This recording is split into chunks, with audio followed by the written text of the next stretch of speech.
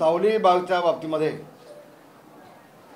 अर्धवट वकील अनिल परब यांच्याकडून हेतुपुरस्सर उलटसुलट बातम्या देऊन सातत्यानं मीडियामध्ये आमची बदनामी करण्याचं कटकारस्थान चालू आहे। आता त्यांचं म्हणणं आहे की मला लायसन्स जमा केले तर लायसन्स नको, मला राजीनामा पाहिजे। तू राजीनामा मागणार कोण? संबंध काय तुझा येतो? खोटे आरोप करायचे आणि राजीनामा मागायचे असं असेल तर या मंत्रिमंडळामध्ये एक मंत्री पण शिल्लक घालणार नाही ना। बाप दाखवून साध्य घालना। मी आज पुन्हा एकदा आपल्याला मुद्दाम सांगतोय, ही अग्रीमेंट बघा, ही अग्रीमेंटची कॉपी आहे। त्याच्यामध्ये शरद शेट्टींचं नाव आहे, शरद शेट्टींचं नाव आहे। यामध्ये कॉलम 6 मध्ये असं म्हटलेलं आहे, यापुढे धंदा चालवण्यासाठी कबूल करत आहे की चालवणारा कबूल करत आहे की कोणताही बेकायदेशीर धंदा मी सदर जागेत चालवणार नाही, कलम 6 मध्ये लिहिले आहे। आणि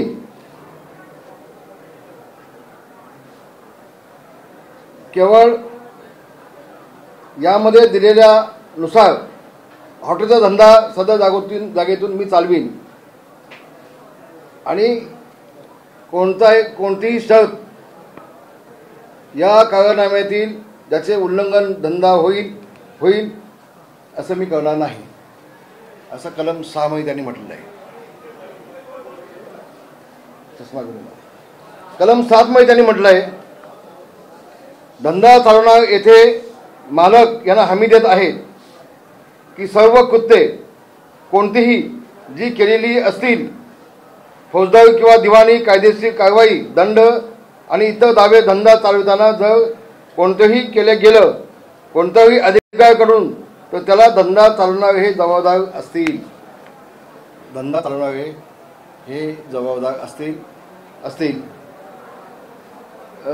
असतील आणि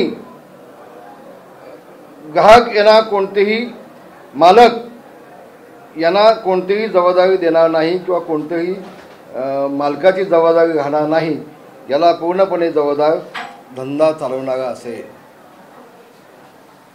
कलम 6 आणि 7 मध्ये स्पष्ट म्हटलेलं आहे। आणि असं असताना ज्यावेळेला पोलिसांनी कारवाई केली आणि स्पष्ट झालं की त्यामध्ये ऑर्केस्ट्रा फक्त नसून अन्य काही गोष्टी तिथे आढळल्या, त्यावेळेला आम्ही तात्काळ त्याला त्या हॉटेलमधून बाहेर काढला, त्याला टर्मिनेट नोटीस दिली।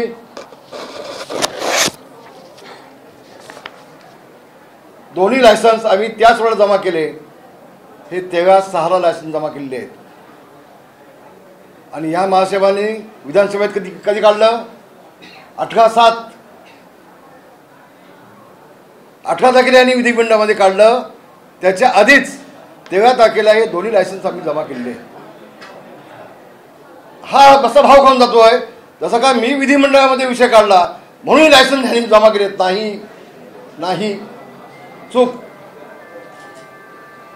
आम्ही नीतिमत्ता म्हणून जेव्हा आम्हाला आढळलं तात्काळ अग्रीमेंट टर्मिनेट केली, हे दोन्ही लायसन्स पोलिसांकडे जमा केले आणि हॉटेल बंद देखील तात्काळ केलं। 2 महिने आधीच हॉटेल बंद करून टाकलं आणि 1.5 महिन्यानंतर या महाशयाने विधानसभेमध्ये काढलं बंद। आणि म्हणून या हॉटेलचा आणि गृहराज्यमंत्री योगेश कदम यांचा दुरान्वयी संबंध नाही। काय संबंध आहे तो राजीनामा देण्याचा? एखादी व्यक्ती महिला का धंदा करू शकत नाही का? व्यवसाय करू शकत नाही का? आणि ज्यांनी चालवणारी व्यक्ती आहे बघा, यामध्ये of skin dance in hotel 2016 act मध्ये कलम 8 मध्ये स्पष्ट म्हटलेलं आहे, कलम 8 मध्ये स्पष्ट म्हटलेलं आहे नियम 16 मध्ये की जी व्यक्ती जो इसम सदा हॉटेल चालूच असेल, पूर्णपणे जबाबदारी त्याचीच असेल, असं नियम 8 मध्ये स्पष्ट म्हटलेलं आहे. आणि हे महाशय हे दारूचा ॲक्ट सांगतायत, ते मुंबई ॲक्ट सांगतायत, ते महाशय दिशाभूल करत आहेत आपल्या सगळ्यांची. आणि म्हणून मी आपल्याला एवढंच सांगेन की पुन्हा पुन्हा पुन्हा पुन्हा तेच विषय येत आहेत. तुम्ही लायसन्स जमा केले, लायसन्स जमा केले. आम्ही जमा केलेले पहिल्या पत्रकार परिषदेमध्ये मी सांगितलं, पहिल्याच परिषदेमध्ये मी सांगितलं. मला पुन्हा पुन्हा मुंबईतून सगळे फोन येत आहेत, अनिल मासे म्हणतायत. कोण अनिल हा देव आहे का, भगवान आहे का, जो नियमबाह्यपणे विधिमंडळामध्ये हा विषय काढतो, नियमाच्या बाहेर जाऊन काढतो, एखाद्या सदस्याला नोटीस 35ची नोटीस न देता हा विषय काढतो. आम्ही आता विधानसभा अध्यक्षांना पत्र दिलं आहे की नियमबाह्यपणे त्यांनी विधिमंडळामध्ये केलेले आरोप हे पटलावरून तात्काळ काढून टाकावेत. यांनी 35ची नोटीस दिली नव्हती आणि ज्याच्यावरती आपण आरोप करतो तो जर सदस्य सभागृहात नसेल तर त्याच्यावरती आरोप करता येत नाहीत.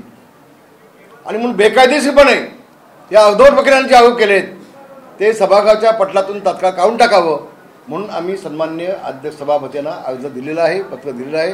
अजून अध्यक्ष महोदय मुंबईला आले नाहीत, ते आल्यानंतर पुढचा योग्य तो निर्णय होईल. पण एक गोष्ट मी आपल्याला सांगतो, या गोष्टीचा कुठंही आम्ही पाठिंबा दिलेला नाही. आम्ही आत्तापर्यंत स्वच्छपणे जगलोय. ज्याला चालवाय दिलं होतं हॉटेल त्यांनी जर का नालायकपणा केला असेल, अनाधिकृत काम केलं असेल तर त्याच्यावर तात्काळ आम्ही कारवाई केली.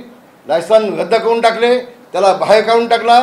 आणि या मंत्र्यांचा त्याशी या घटनेशी काडीचाही संबंध येत नाही, राजीनाम्याचा संबंध येत नाही. ह्याला राजीनामा हवेत म्हणून तुम्ही द्या. अरे वा, काय खाऊ आहे का, काय मंत्रीपद असंच मिळतात का, तुमच्या नशिबात नाहीत. पण इतक्या संघर्षानं ज्यांनी आमदारकी पुन्हा तुम्ही प्रयत्न केलेत, योगेश कदमांना पाडण्यासाठी उद्धव ठाकरे आणि अनिल परब यांनी जंग पछाडले. असं असताना देखील ते निवडून आलेत.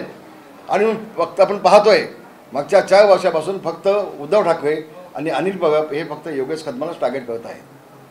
विधानमंडळामध्ये गेल्यापासून पहिल्या दिवसापासून अनिल परब हे फक्त योगेश कदम यांना टार्गेट करत आहेत उद्धव ठाकरेला खुश करण्यासाठी. आणि मी एवढंच सांगेन, उद्धव ठाकरे असू देत, अनिल परब असू देत, तुमची स्वप्न कधीच साकार होणार नाहीत. कावळ्याच्या ओरडण्यानं कोण त्याची दखल घेत नाही. तर त्यांनी किती कावकाव केलं, आम्ही याची दखल घेत नाही. आम्ही आणखी अधिक जोमानं काम करणार. योगेश कदम आणखी जोमानं काम करणार.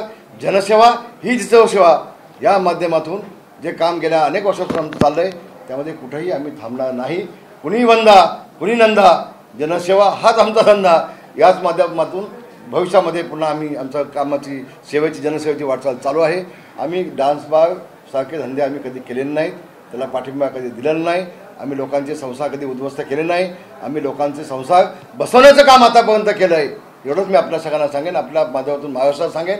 आणि म्हणून ही त्यांनी अनियमित जी केली होती त्याच्यावरती तात्काळ आम्ही कारवाई केलेली आहे.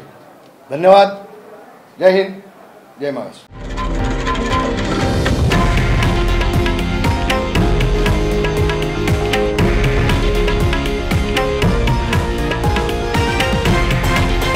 हे आहे देशातील नंबर 1 न्यूज नेटवर्क आणि आपण पाहत आहात TV9 मराठी, एकमेव.